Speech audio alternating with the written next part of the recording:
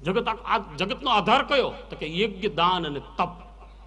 અને તપને જો તમે ઉલટે નાખો પત, એક વળી નકારનો ન ભેળવી તો પતન, એનું પતન થાય જ. ગંગા પડી, સુરસરી પડી, જટાશંકરી થતા પહેલા બ્રહ્માના કમંડળમાંથી પડી, વિષ્ણુના જમણા અંગમાંથી પડી, પણ વશમાં એને મગજમાં હતા શિવ શિવ શિવ શિવ શિવ શિવ, અથવા તો નમઃ શિવાય નમઃ શિવાય નમઃ શિવાય, એટલે આ બધા ગાયા કરે ગંગાધારી ગંગાધારી શિવ. પણ હું તો એને જટાશંકરી કહું છું.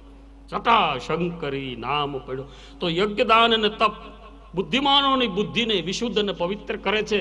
સતત જળવાવા જોઈએ. દેવતાએ વારંવાર વિનંતી કરી. સ્કંદપુરાણ, શિવપુરાણમાં તો ઉલ્લેખ છે, પણ સ્કંદપુરાણ બહુ વિનંતી કરી, પ્રભુ આ બધું નાશ થઈ ગયો છે. કોઈ દાન નથી કરતું, કોઈ તપ નથી કરતું, કોઈ તમારું ભજન નથી કરતું. ભોળોનાથ કે મારી હાટું ક્યાં છે? તમારે કરવું જ કરો. તો કે પણ અમે, અમારો ખોરાક છે, અમારો આશ્રય છે, અમારો આધાર છે, અમારો અવલંબન છે, એ હરી લીધું છે. આ કલીના પણ લક્ષણ છે, યાદ રાખજો. ધીરે ધીરે કરતા આ બધું માણસોમાં નકારાત્મકતા વ્યાપ્ત થતી જશે. વ્યસન વ્યભિચારને કારણે, ફેશનને કારણે એટલો વ્યસનનો પ્રભાવ વધશે.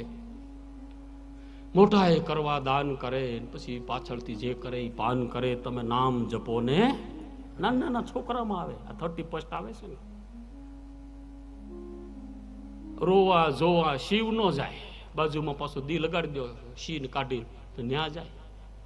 આપણી સંસ્કૃતિનું જે શોભે એ બધું આગળના દિવસોમાં જોઈ રહ્યા છે, થઈ રહ્યું છે. આશા રાખીએ તો યજ્ઞદાન, તપ અને જે ત્રિ સાથે બહુ મેળ છે શિવને. ત્રિનેત્રધારી, ત્રિશૂળધારી, દેવી અને દેવ, પ્રધાન પુરુષ, પ્રધાન પ્રકૃતિ. તો શિવ શક્તિની આગળ દેવતાઓએ 33 કોટી, કોઈ પ્રકાર કહો, કોઈ બ્રહ્મા કુમારી વળી પાસે એને વિવરણ કાઢે, આમ છે ને આમ છે ને આમ, પણ એમાં કંઈ ગડમથલમાં ન પડતા શિવ, શંકર, મહેશ, આદિદેવ, આદિયોગી, પ્રધાન પુરુષ, પ્રધાન પ્રકૃતિ આગળ દેવી દેવતાઓએ સમયની માંગ સાથે કીધું કે અમે ભૂખ્યા તરસ્યા તડપીએ છીએ, અમને કોઈ યજ્ઞ કરતું નથી, અમને કોઈ દાન કરતું નથી. જે અમારા ખોરાકના લક્ષણો છે ટોટલી બંધ થઈ ગયા છે. અને આ તમારો શિવપુત્ર જે કાર્તિક સ્વામી છે એને મોકલો.